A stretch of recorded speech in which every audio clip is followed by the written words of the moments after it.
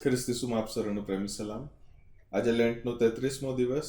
નિયુક્ત શાસ્ત્ર પાઠ લુકની લખેલી સુવાર્તા તેનો 22મો અધ્યાય અને 47 થી 53, ત્યારબાદ 63 થી 65 કલમની અંદર લખવામાં આવેલું છે. અહીંયા પ્રભુનું વચન આ પ્રમાણે કહે છે: તે હજી બોલતા હતા એટલામાં તો ઘણા લોકો આવ્યા, અને યહૂદા કરીને બારમાંનો એક તેઓની આગળ ચાલતો હતો. તે ઈસુને ચુંબન કરવા માટે તેમની પાસે આવ્યો, પણ ઈસુએ તેને પૂછ્યું, યહૂદા, શું તું માણસના દીકરાને ચુંબન કરીને પરસ્વાધીન કરે છે? જેઓ તેમની આસપાસ હતા તેઓએ શું થવાનું છે તે જોઈને તેમને પૂછ્યું, પ્રભુ, અમે તલવાર મારીએ શું? તેઓમાંના એકે મુખ્ય યાજકના ચાકરને ઝટકો મારીને તેનો જમણો કાન કાપી નાખ્યો. પણ ઈસુએ ઉત્તર આપ્યો, આટલેથી બસ. તેમણે તેના કાનને સ્પર્શ કરીને તેને સારો કર્યો. જે મુખ્ય યાજકો, મંદિરના સરદારો તથા વડીલો તેમની સામે આવ્યા હતા, તેઓને ઈસુએ કહ્યું, જેમ તમે લૂંટારાની સામે આવતા હો, તેમ તલવારો સાથે સોટા લઈને આવ્યા છો શું? હું રોજ તમારી સાથે મંદિરમાં હતો, ત્યારે તમે મારા પર હાથ નહોતો નાખ્યા. પણ આ તમારી ઘડી તથા અંધકારનું સામર્થ્ય છે. 63મી કલમની આગળ. જે માણસોના હવાલામાં ઈસુ હતા, તેઓએ તેમની મશ્કરી કરીને તેમને માર્યો. તેઓએ તેમની આંખોએ પાટો બાંધીને તેમને પૂછ્યું, કઈ બતાવ, તને કોણે માર્યો? તેઓએ તેમની નિંદા કરીને તેમની વિરુદ્ધ બીજું ઘણું કહ્યું. આ પ્રભુનું વચન છે.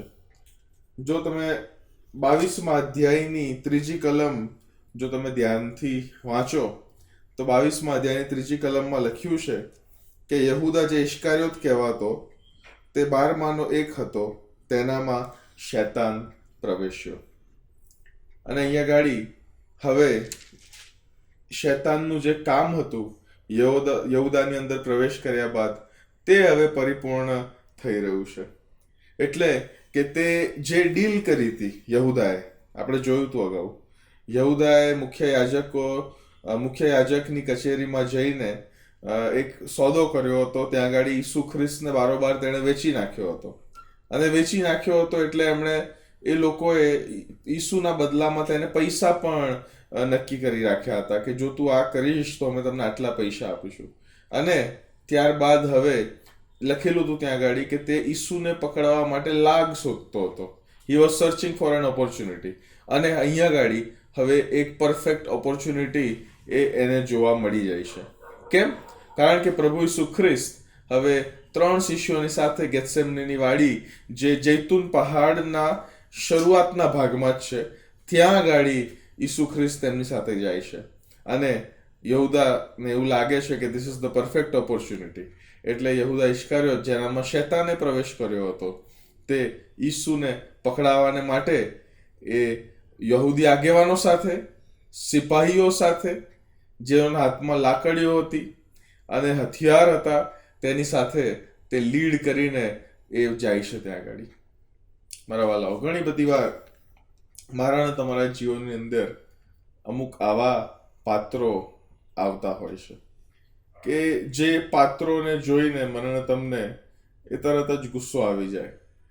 કેમ લાગે કે આ વ્યક્તિનું મારી સાથે એટલું શું વેર છે કે તે આ રીતના મારી સાથે ડીલ કરી રહ્યો છે. But this is all horizontal thinking. આ કેવળ સાંસારિક અને વૈશ્વિક વિચારો છે જે મારા ને તમારા જીવનમાં હોય છે.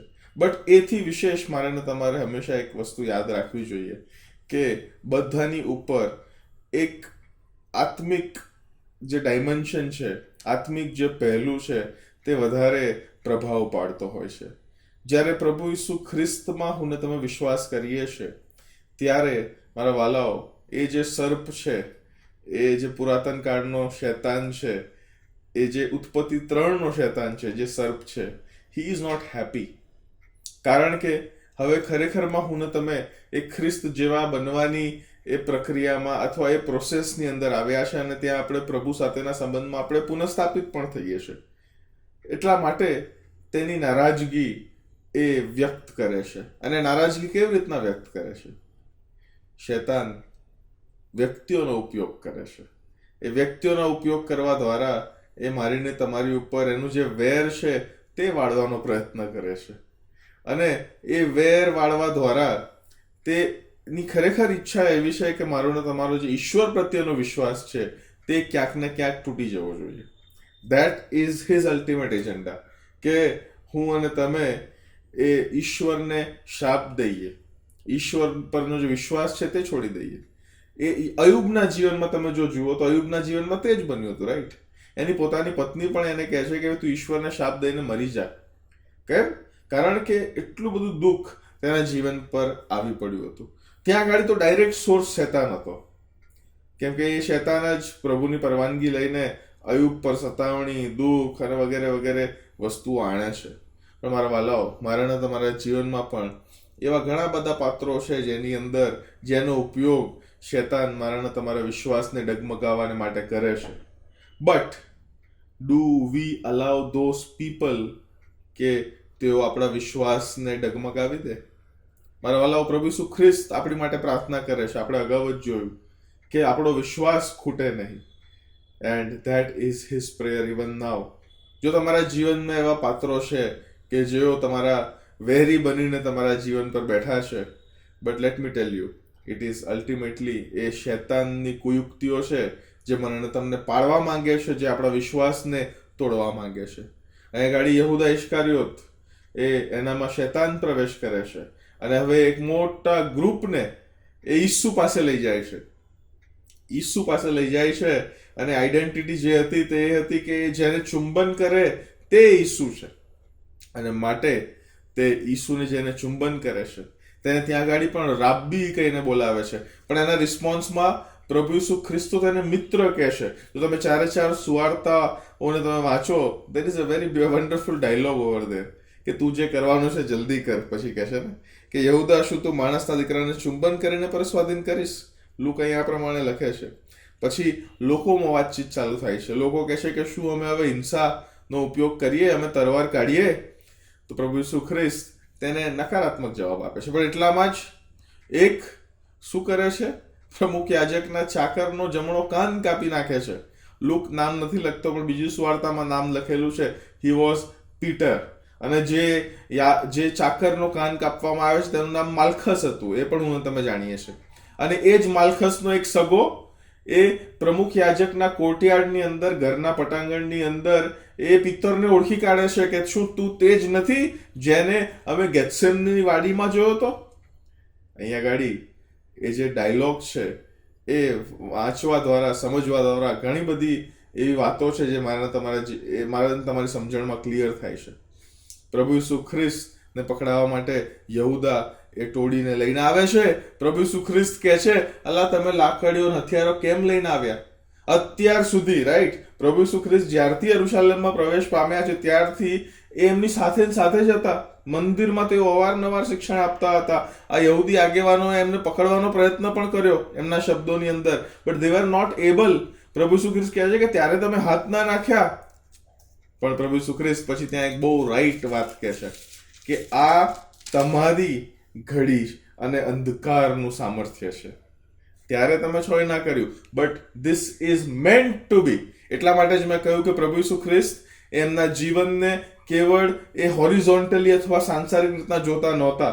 There is a spiritual dimension. મારાના તમારા જીવનોમાં જો દુઃખ આવે છે, મારાના તમારા જીવનોમાં જેવા પાત્રો આવે છે કે જેઓ મારાના તમારા પર વેર વાળતા હોય, શૈતાન તેમના જીવનમાં કામ કરતો હોય, but along with the horizontal aspect there is a vertical and there is a divine aspect in it. એ મારાને તમારે સ્વીકારવો રહ્યો, કેમ કે એમનો વખત છે, એમની ઘડી છે, એ અંધકારનું સામર્થ્ય છે. બટ શું તે અંધકારનું સામર્થ્ય સદા ટકનાર છે? નો. Within a few days we will also see the beautiful morning of resurrection, જ્યાં પ્રભુ ઈસુ ખ્રિસ્ત એ અંધકારના બધા સામર્થ્યોને તોડીને મૃત્યુ કે જે અલ્ટિમેટ શત્રુ છે તેને પણ હરાવીને તેઓ વિજયવંત થાય છે. મારા વાલાઓ, પછી આગળ એ 63 થી લઈને તે 65 કલમમાં તમે જુઓ તો ત્યાં ગાડી કેવી રીતના એ લોકો જેમના હવાલામાં ઈસુ આપવામાં આવ્યા હતા એમને ટ્રીટ કરે છે. તેમની આંખોએ પટ્ટી બાંધે છે, તેને ઠોકરો મારે છે, આમથી તેમ ધક્કા મારે છે, અને પછી કહે છે કે પ્રબોધક તો પોતાને પ્રબોધક કહે છે ને કે કોણે તને માર્યું, કે કોણે તને માર્યું.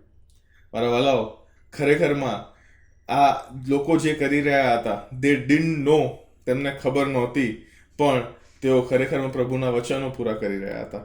તમે જો મારી સાથે એ યશાયાનું પુસ્તક તેનો 50મો અધ્યાય જુઓ તો ત્યાં આગળ પ્રભુનું વચન 4th કલમની આગળ લખેલું છે કે હું થાકેલાઓને શબ્દથી આશ્વાસન આપતા જાણું છું, માટે પ્રભુ યહોવાએ મને ભણેલાની જીભ આપી છે.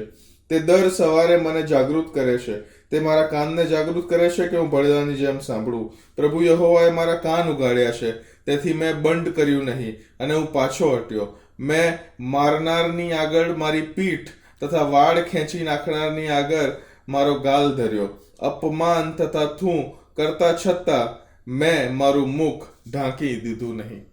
પ્રભુ ઈસુ ખ્રિસ્ત એ મૂસા જે પ્રબોધકની વાત એ પૂર્ણ નિયમનું પુસ્તક તેના 18મા અધ્યાયની અંદર 17 અને 18માં કરે છે, તે પ્રબોધક પ્રભુ ઈસુ ખ્રિસ્ત છે.